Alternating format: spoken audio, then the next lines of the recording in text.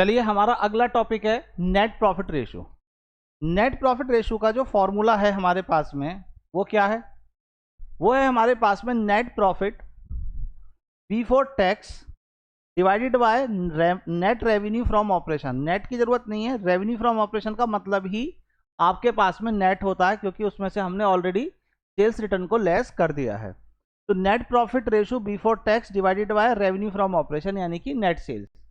Formula ये भी बन जाता है नेट प्रॉफिट रेशियो का आफ्टर टैक्स, यानी कि बिफोर टैक्स हो या आफ्टर टैक्स हो, जो भी वैल्यू गिवन है उसी को हम यहाँ पर ले लेते हैं, लेकिन डिवाइड हम जो करेंगे वो रेवेन्यू फ्रॉम ऑपरेशन के से ही करेंगे।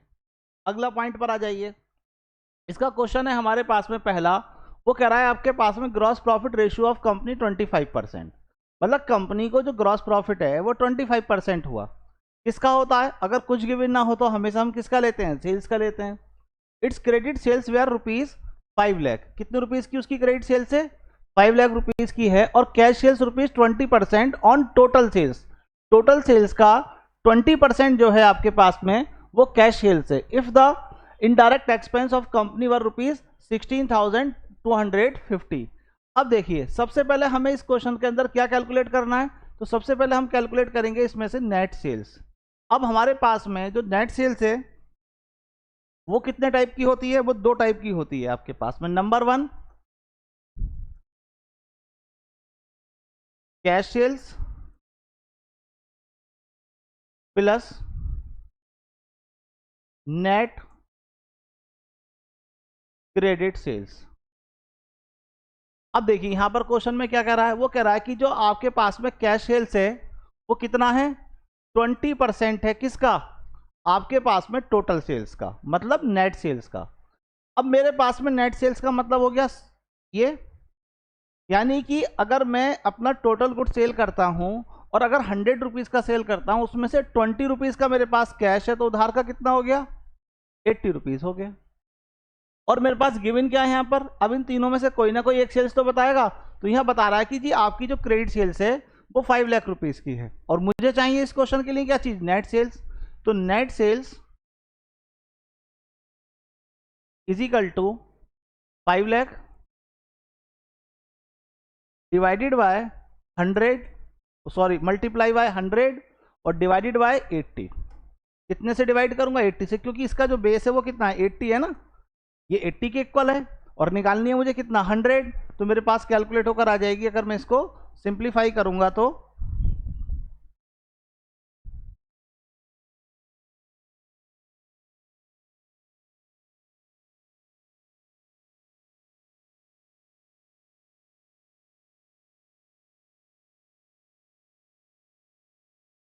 6,25,000 रुपीज।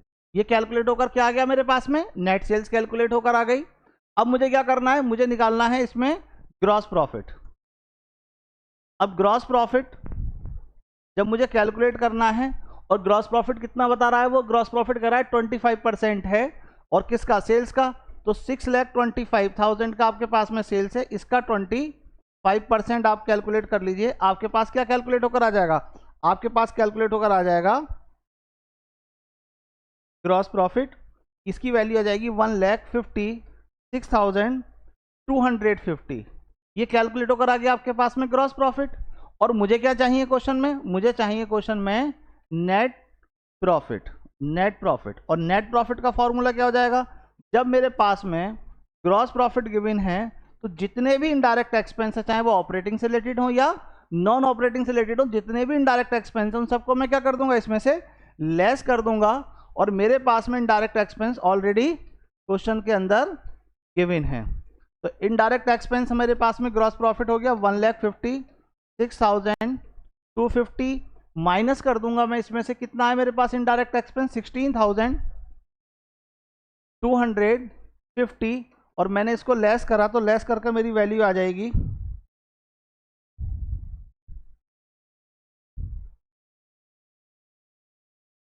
-16,250।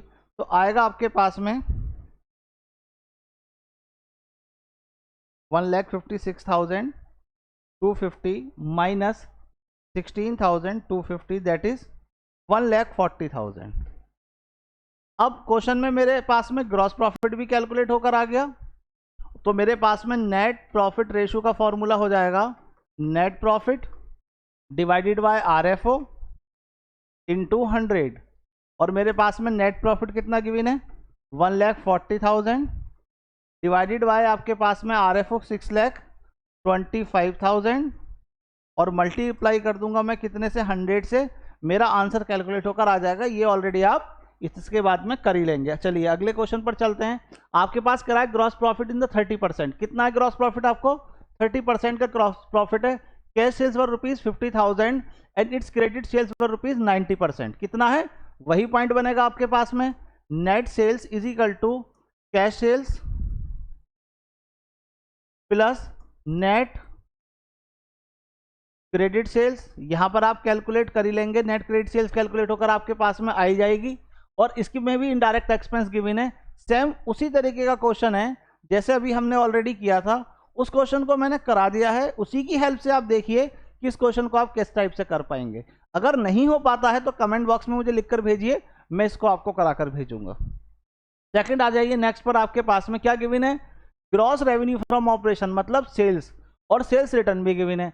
अब अगर मेरे पास में ये ग्रॉस में गिवन है तो मुझे चाहिए नेट सेल्स यानी कि RFO, और RFO इज इक्वल टू क्या हो जाएगा आपके पास में? Sales minus sales return. तो मेरे पास में सेल्स कितना गिवन है? 2,60,000, और 2,60,000 में से सेल्स रिटर्न कितना है मेरे पास में? 10,000 रुपीज। इसमें से क्या कर दूंगा मैं? लेस कर दूंगा, कितना आएगा? 2,50,000। ये आपके पास कैलकुलेट होकर आ गया 2,50,000 का क्या चीज आपके पास में? RFO। ग्रॉस प्रॉफिट कितना गिवन है आपके पास में? 1 लाख रुपीज का। मुझे क्या चाहिए? मुझे चाहिए नेट प्रॉफिट। और जब मेरे पास में ग्रॉस प्रॉफिट गिवन है तो जितने भी इनडायरेक्ट एक्सपेंसेस चाहे वो ऑपरेट से रिलेटेड हो या नॉन ऑपरेशन से रिलेटेड हो, वो सारे के सारे लेस हो जाएंगे। जैसे आपके पास में इनडायरेक्ट एक्सपेंस है एडमिनिस्ट्रेशन एक्सपेंसेस, लेकिन ऑपरेटिंग है। सेलिंग एक्सपेंस ये भी इनडायरेक्ट है, ये भी लेस कर दूंगा। इंटरेस्ट ऑन डिवेंचर ये भी लेस कर दूंगा क्योंकि ये भी इनडायरेक्ट है बट ऑपरेटिंग नहीं है, नॉन ऑपरेटिंग है। लॉस बाय फायर ये भी मैं लेस कर दूंगा।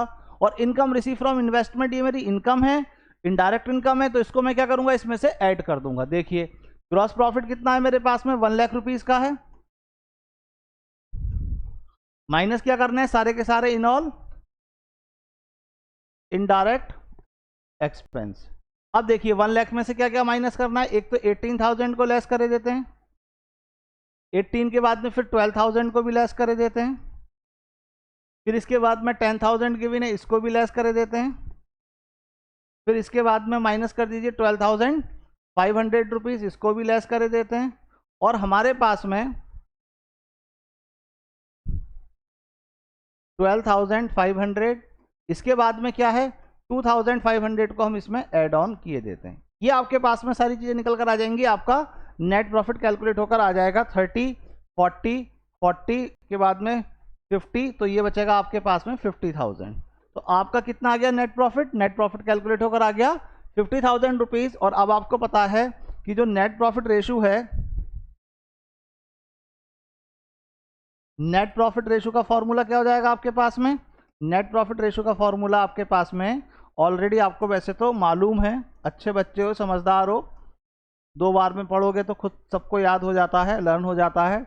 ये आप लगाएंगे, आपका आंसर कैलकुलेट होकर आ जाएगा। चलिए अपने नेक्स्ट क्वेश्चन पर चलते हैं। हमारे पास में यहाँ गिवन है revenue from operation means net sales, directly given है। और हमें क्या चाहिए? Net profit. और नेट प्रॉफिट भी देखिए आपके पास में यहाँ डायरेक्ट गिवन है 5,10,000 रुपीज का। तो जब भी statement of profit and loss account given हो, कुछ करने की जरूरत नहीं है, सारी चीजें वैल्यू आपके पास गिवन होती है। जो RFO है, टोटल RFO नहीं लेते, केवल RFO लेते हैं, यानी कि नेट सेल्स लेते हैं हमारे पास में। अदर इनकम जो भी हमारे पास में होगी वो नेट प्रॉफिट में कंसीडर होती है, लेकिन RFO हमारा बेस बनता है, टोटल RFO हमारा बेस नहीं बनता है। तो नेट प्रॉफिट का फॉर्मूला हो जाएगा आपके पास में नेट प्रॉफिट रेशियो का net profit divided by RFO into 100। अब नेट प्रॉफिट कितना कैलकुलेट है? 5,10,000 डिवाइडेड बाय आपके पास में 10 लाख रुपीज, और मल्टीप्लाई कितने से कर देंगे हम? 100 से कर देंगे, हमारे पास कैलकुलेट होकर आ जाएगा। अगले क्वेश्चन की तरफ चलते हैं। अगला है हमारे पास में फॉर्मूला और लास्ट इस सीरीज का हमारे पास यानी कि कंप्लीट रेशियो एनालिसिस का हम लोगों का लास्ट है, और इसमें लिखा हुआ है return on investment, return on investment. और सेकंड आपके पास में होता है, क्या लिखा हुआ है, कैपिटल एम्प्लॉयड। दोनों में से कोई भी नाम हो सकता है और नाम नेट एसेट्स भी दे सकता है। तो देखिए आपके पास में रिटर्न ऑन इन्वेस्टमेंट मतलब किसकी बात हो रही है, यहां पर इन्वेस्टमेंट की बात हो रही है। और इन्वेस्टमेंट का दूसरा नाम क्या होता है आपके पास में, दूसरा नाम इन्वेस्टमेंट का होता है आपके पास में क्या, कैपिटल एम्प्लॉयड। क्या नेम होता है, कैपिटल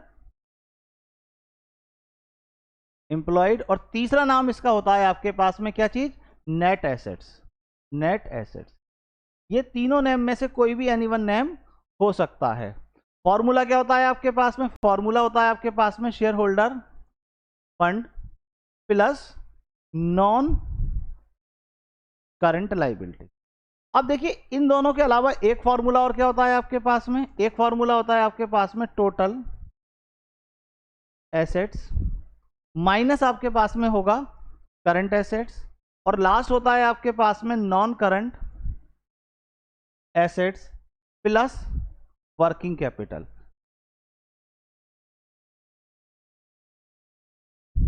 करंट लाइबिलिटी। ये आपके पास में तीन फॉर्मूले होते हैं, लेकिन देखो जो सबसे इंपॉर्टेंट चीज है वो क्या है इसके अंदर। आपके पास में जो इन्वेस्टमेंट होते हैं वो दो टाइप के होते हैं। एक होते हैं आपके पास जिसे आप बोलते हैं ट्रेड इन्वेस्टमेंट, और दूसरे होते हैं आपके पास जिसे हम बोलते हैं नॉन ट्रेड इन्वेस्टमेंट। अगर क्वेश्चन के अंदर ट्रेड इन्वेस्टमेंट गिवन है तो उनको हम मानते हैं कैपिटल एम्प्लॉयड का पार्ट। ऐसी एसेट्स जो बिजनेस को ऑपरेट कर रही हैं वो सारी की सारी एसेट्स हमारे पास में कैपिटल एम्प्लॉयड का पार्ट होती हैं।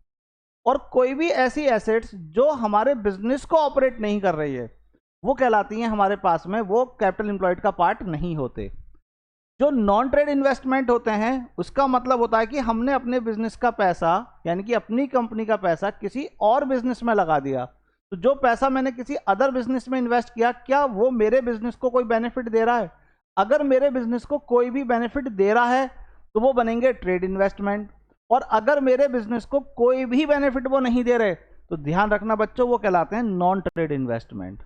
और जब मैं इन्वेस्टमेंट कैलकुलेट करूंगा यानी कि जब मैं कैपिटल एम्प्लॉयड कैलकुलेट करूंगा तो आप इन वाली पॉइंटों में ये भी चेक कर लीजिए कि क्या आपके पास में एसेट साइड में इन्वेस्टमेंट गिवन है या नहीं गिवन है। अगर इन्वेस्टमेंट गिवन है और वो उसके आगे लिखा हुआ है नॉन ट्रेड इन्वेस्टमेंट तो हमें इसमें से माइनस कर देना है। क्या कर देना है? नॉन ट्रेड इन्वेस्टमेंट को क्या कर देंगे हम? माइनस कर देंगे। और जब मैं एसेट्स अप्रोच से कैलकुलेट करूंगा तो इस एसेट्स में यानी कि टोटल एसेट्स में मैं उसको काउंट नहीं करूंगा, मैं उसको नोट डाउन नहीं करूंगा। इसको छोड़कर जितनी भी बाकी एसेट्स होंगी उन सबको मैं ले लूंगा। और तीसरा यहां पे लिखा है मैंने नॉन करंट एसेट्स, और जो इन्वेस्टमेंट की हम बात कर रहे हैं वो करंट इन्वेस्टमेंट की बात नहीं कर रहे हैं, वो नॉन करंट इन्वेस्टमेंट की बात कर रहे हैं। और उसके भी किस पार्ट की बात कर रहे हैं? नॉन ट्रेड इन्वेस्टमेंट की बात कर रहे हैं। तो वहां पर भी मैं उसको काउंट नहीं करूंगा। अब मैं कैसे पहचानूं क्वेश्चन में कि आपके पास में जो इन्वेस्टमेंट है, अगर उसने ये लिख दिया, क्या लिखा उसने क्वेश्चन में लिख दिया नॉन करंट इन्वेस्टमेंट, बस उसने इतनी लाइन दे दी। अब आप ये बताइए कि ये नॉन करंट इन्वेस्टमेंट को आप क्या मानोगे? क्या आप उनको ट्रेड मानोगे या नॉन ट्रेड मानोगे? तो हमेशा ध्यान रखना, अगर कंपनी पढ़ रहे हो आप तो उसको आप मानेंगे ट्रेड इन्वेस्टमेंट। क्या मानेंगे आप? Trade investment. और जब आप पार्टनरशिप पढ़ रहे हैं और वहां पर जब गुडविल कैलकुलेट करोगे फर्म की, उसमें भी यही रूल अप्लाई होता है क्योंकि कैपिटल एम्प्लॉयड निकालनी होगी आपको। तो वहां पर अगर नॉन ट्रेड इन्वेस्टमेंट है तो वहां पर आप ध्यान रखिएगा, वहां माने जाते हैं वो नॉन ट्रेड। ये दोनों चीजें हैं, अगर एक पढ़ने के बाद में आप दूसरे को पढ़ेंगे तो थोड़ा सा ये स्लाइटली चेंज है, इसको आप अपने माइंड में सेट करके चलना, अदरवाइज चीजें आपकी गलत हो जाएंगी। तो ये पॉइंट आपकी समझ में आ गया, क्योंकि जब तक आप कैपिटल एम्प्लॉयड निकालने का सही तरीका नहीं सीखोगे, जब तक आपको कैपिटल एम्प्लॉयड प्रॉपरली तरीके से क्लियर नहीं होगी। चलिए अब हम करते हैं अपने स्टार्ट क्या चीज, इसका फॉर्मूला हाँ रह गया, हम किससे डिवाइड करते हैं, net profit before interest and tax. हमें कौन सा लेना होता है, net profit before interest and tax और डिविडेंड। कोई भी चीज उसमें से पेमेंट ना हो, ना तो इंटरेस्ट का पेमेंट हो क्योंकि हमारे पास में नॉन करंट लाइबिलिटी की बात हो रही है यहाँ पर, तो इसलिए उस पर इंटरेस्ट भी पेड ना हो, शेयर होल्डर को डिविडेंड भी ना दिया हो और गवर्नमेंट को भी टैक्स भी ना दिया हो। इन तीनों को से पहले का जो प्रॉफिट हमारे पास में होगा उसको हम लेंगे, उस नेट प्रॉफिट की हम यहाँ पर बात कर रहे हैं। चलिए क्वेश्चन स्टार्ट करते हैं। बाकी तो ऑलरेडी मैंने लिखवा दिया है, आप इसको देख लीजिए, बाकी चीजें आपको ऑलमोस्ट मैंने क्लियर कराई दी हैं। अगले पॉइंट पर आते हैं, net profit after interest but before tax 1,40,000। मतलब आपके पास में क्या कह रहा है कि आपके पास में जो नेट प्रॉफिट है वो इंटरेस्ट के बाद का है, लेकिन अभी उसमें से टैक्स का पेमेंट हमने नहीं किया। अब देखिए एक बात समझिए, net profit before tax before interest and tax, ये जब हमारे पास होता है, ये जो अमाउंट आती है इसमें से हम लेस करते हैं किसको, पहले करते हैं हम इंटरेस्ट को मेड। इंटरेस्ट को लेस करने के बाद जो अमाउंट आता है, ये जो अमाउंट आता है ये कहलाता है आपका net profit after interest but before tax. मतलब अभी मैंने इसमें से क्या करा है, टैक्स का पेमेंट नहीं करा है, लेकिन मैंने इंटरेस्ट का पेमेंट कर दिया, और ये जो अमाउंट कैलकुलेट होकर आती है इस पर हम लेस कर देते हैं टैक्स। क्या माइनस करते हैं इस पर, इसमें से माइनस करते हैं हम टैक्स, और टैक्स को माइनस करने के बाद ये जो अमाउंट आती है इसे बोलते हैं हम प्रॉफिट। यानी कि कौन सा प्रॉफिट की बात हो रही है यहाँ, नेट प्रॉफिट की बात हो रही है। तो नेट प्रॉफिट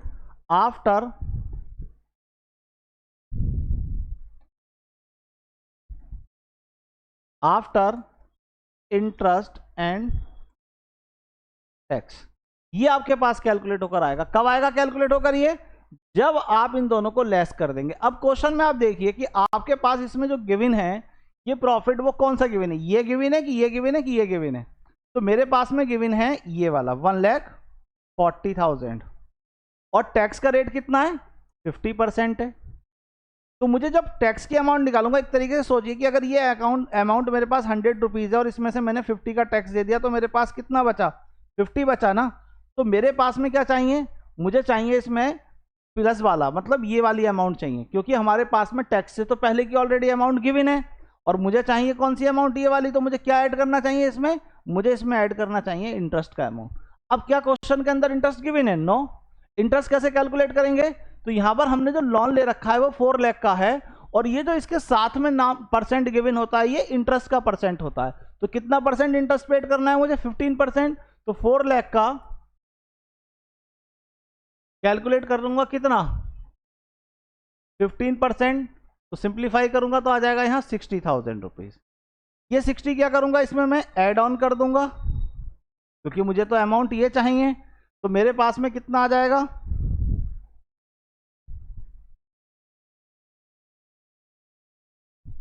ये 60,000 हो गया, और इसको मैं जब इसमें ऐड कर दूंगा तो कितना हो जाएगा, मेरा 2 लाख रुपीज हो जाएगा। तो मेरा कितना आ गया आपके पास में, 2 लाख रुपीज कैलकुलेट होकर आ जाएगा। और मुझे चाहिए दूसरी चीज, क्या चीज, कैपिटल एम्प्लॉयड।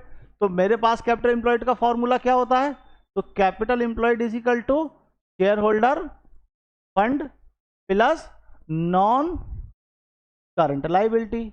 और शेयर होल्डर फंड कितने के गिवन है, 2,40,000 के, और नॉन करंट लाइबिलिटी कितने की गिवन है आपके पास में, 4 लाख रुपीज की। दोनों को ऐड करूंगा हो जाएगा कितना, 6,40,000। तो मेरे पास ये भी आ गया और मेरे पास ये भी कैलकुलेट होकर आ गया। अब मुझे क्या करना है, मुझे निकालना है return on capital employed. Return on capital employed, और रिटर्न ऑन कैपिटल एम्प्लॉयड का फॉर्मूला क्या हो गया, net profit before interest and tax divided by capital employed. और आपके पास में कितना गिवन है, तो यहां देख लीजिए आपके पास में है 2 लाख, और ये हो गया 6,40,000। तो 2 lakh divided bye 6 lakh 40,000 answer calculate होकर आपके पास में आ जाएगा। चलिए अगला पॉइंट देखते हैं हम।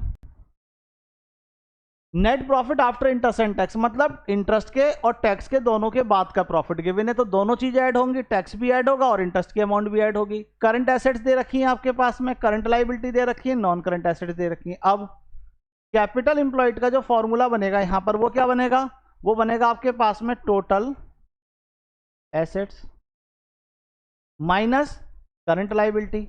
अब देखिए टोटल एसेट्स आपके पास कितनी है, इसमें आपके पास टोटल एसेट्स में दोनों अलग अलग दे रखी है, मतलब non current assets, non current assets plus current assets minus current liability. अब नॉन करंट एसेट्स आपके पास में कितनी गिवन है, 6 लाख रुपीस की, प्लस आपके पास में करंट एसेट्स कितने की गिवन है, 4 लाख रुपीस की। दोनों को ऐड कर लीजिए और माइनस कर दीजिए, करंट लायबिलिटी कितनी है, 2 लाख रुपीस की। सिंप्लीफाई कर लीजिए, आपके पास आ जाएगा 8 लाख रुपीस। तो एक तो कैपिटल इंप्लॉयड कैलकुलेट होकर आ गई है आपके पास में। सेकंड मुझे क्या चाहिए, net profit before interest and tax.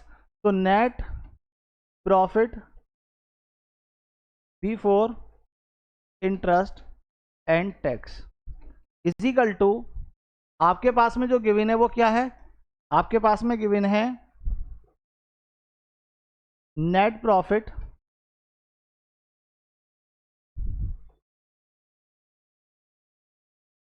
After interest and tax plus interest और प्लस टैक्स। अब देखिए आपके पास में नेट प्रॉफिट आफ्टर टैक्स कितना गिवन है, 1 लाख रुपीस का, प्लस इंटरेस्ट का अमाउंट कितना परसेंट है, 10% है। 4 लाख का 10% कैलकुलेट करूंगा कितना आ जाएगा, 40,000। और टैक्स की जो अमाउंट है वो मुझे निकालनी पड़ेगी कैलकुलेट, क्योंकि यार रेट में गिवन है 50%। और मैंने बताया था आपको कि कितना है आपके पास में net profit after tax, 1 lakh rupees का। तो 1 लाख मल्टीप्लाई 50% है, और मैंने कहा था कि जब भी होगा वो उसमें से क्या करेंगे, हम इसको लेस कर देंगे, तो मेरे पास कैलकुलेट होकर आ जाएगा। अगर मैं इसको सिंप्लीफाई करूंगा, 100 का इसका माइनस करा तो 50 बचा, 50 से 50 कट गया तो 1 लाख, 2 लाख, 2 लाख 40,000। तो आपके पास में 2 लाख 40,000 का क्या कैलकुलेट होकर आ गया, मेरे पास कैलकुलेट होकर आ गया net profit before interest and tax. अब ये दोनों चीजें मेरे पास कैलकुलेट होकर आ गई, तो मुझे क्या करना है, आरओआई निकालना है, रिटर्न ऑन इन्वेस्टमेंट, और इसका फॉर्मूला क्या हो जाएगा, net profit before interest and tax. और यहां पर मैं डिवाइड कर दूंगा किससे, कैपिटल इंप्लॉयड से। तो net profit before tax 2 lakh 40,000 rupees, calculate ही कर लिया है मैंने ऑलरेडी। और आपके पास में कितना गिवन है कैपिटल इंप्लॉयड, 8 लाख रुपीज का है, और मल्टीप्लाई कितने से कर दूंगा मैं, 100 से कर दूंगा, मेरा आंसर कैलकुलेट होकर आ जाएगा। इसके बाद हमारा इसका लास्ट क्वेश्चन, इसमें कह रहा है आपके पास में रिटर्न ऑन इन्वेस्टमेंट, कितना कह रहा है, रिटर्न ऑन इन्वेस्टमेंट कैलकुलेट करना है। दूसरा कह रहा है total assets to debt ratio, 2 ratio आपके पास यहाँ कैलकुलेट करवा रहा है। फिक्स एसेट्स दे रखी हैं आपके पास में 75 लाख रुपीस की, करंट एसेट्स दे रखी हैं आपके पास में 40 लाख रुपीस की, और आपके पास में करंट लायबिलिटी गिवन है 27 लाख रुपीस की, और आपके पास डिवेंचर गिवन है कितने रुपीस के, 80 लाख रुपीस के, और net profit before interest and tax and dividends सब कुछ गिवन है आपके पास में 40,50,000 का। एक तो मुझे क्या चाहिए, एक मुझे चाहिए कैपिटल इंप्लॉयड। कैपिटल इंप्लॉयड का फॉर्मूला क्या हो जाएगा आपके पास में, फिक्स एसेट्स को और करंट एसेट्स को, इनको मैं ऐड कर लूंगा तो मेरे पास में बन जाएंगी, यानी कि total assets minus current liability. अब देखिए टोटल एसेट्स क्या क्या हो गई आपके पास में, 75 लाख, प्लस आपके पास में करंट एसेट्स कितने की है, 40,000 रुपीज की। ठीक, दोनों चीजें आ गई, और माइनस कर दूंगा मैं इसमें से क्या चीज, आपके पास में -27 लाख रुपीस।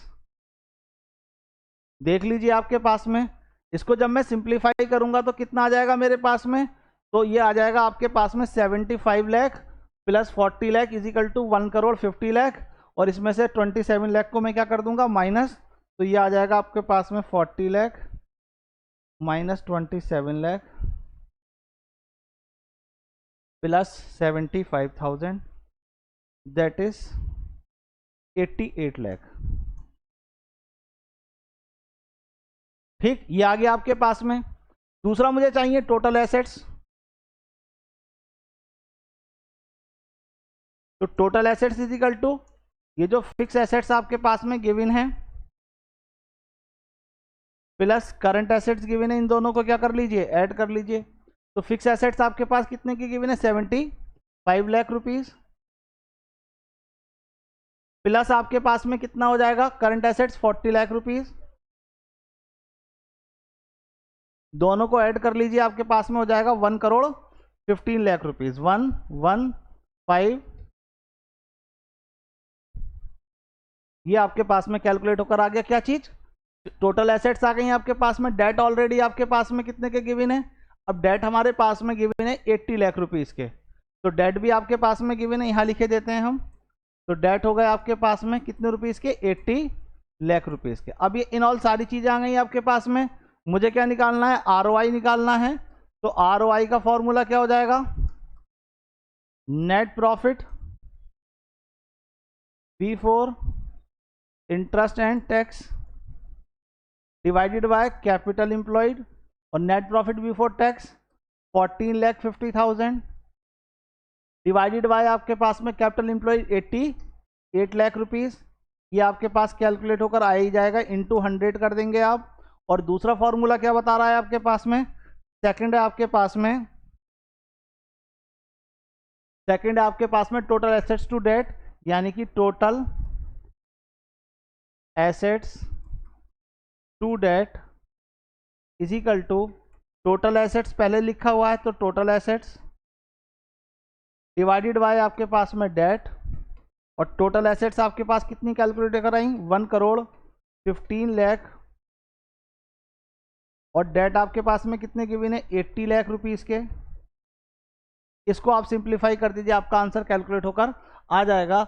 हम लोगों ने अपने जितने रेशियोज के क्वेश्चंस थे वो ऑलरेडी करे, जिसमें हमने कॉन्सेप्ट को भी समझा, प्रैक्टिकल क्वेश्चंस भी किए। थोड़ी सी हमारी वीडियोस जो हैं वो लंबी बनी हैं, टाइम उसमें ज़्यादा लगा है, लेकिन आप टाइम को मत देखिए, आप ये देखिए कि आप जो भी चीज़ कर रहे हैं क्या वो उसका कॉन्सेप्ट आपके माइंड में जा रहा है। क्या आपका पर्पज़ ये है कि भाई मैं चीज़ें जो है वो शॉर्ट टाइम में सब क्लियर कर लूँ, नहीं होंगी। मैंने एक दिन और आपको एग्जाम्पल दिया था, आज फिर उसी एग्जाम्पल को रिपीट कर रहा हूँ। अगर किसी खाने को बनाने की परफेक्ट टाइमिंग 2 घंटे है, और अगर आप ये चाह रहे हो कि वो खाना मैं 1 घंटे में बना के खा लूँ, इट इज़ नॉट पॉसिबल। क्या वो क्वालिटी देगा जो 2 घंटे वाली क्वालिटी होगी? हो सकता है खाना आपका बन के तैयार हो जाए, लेकिन आपकी वो क्वालिटी किसी भी कीमत पर नहीं आएगी। इसलिए आप खास करके ध्यान रखिए कि जब भी आप पढ़ाई करें तो उसके कॉन्सेप्ट को दिमाग में जाना चाहिए, वो आपके माइंड में सेट होना चाहिए। और जब आप प्रैक्टिकल क्वेश्चंस करें तो वो आपको रिपीट हो कि हाँ मैंने इस तरीके से इस अप्रोच के थ्रू ये चीज़ें निकाली थी। आपकी नॉलेज बढ़नी चाहिए, क्योंकि नॉलेज की बेस पर ही आप अपना एग्जाम देकर आओगे और उस एग्जाम को क्रैक करोगे। तो आई होप कि आपको ये वीडियोस पसंद आई होंगी। हम अपने नेक्स्ट में comparative and common size statement of profit and loss account and दोनों चीज़ों को करेंगे, और उसके बाद हम लोग आएंगे अपने कैश फ्लो स्टेटमेंट पर। आप इस वीडियो को देखिए, 1-2 बार रिपीट कर देखिए, आपको कॉन्सेप्ट समझ में आएगा। अपनी बुक के एग्जाम्पल, अपनी बुक के प्रैक्टिकल क्वेश्चंस कीजिए, इसी हेल्प्स के थ्रू आपको वो भी इजीली हो जाएंगे। All the best. हम लोग मिलते हैं अपनी नेक्स्ट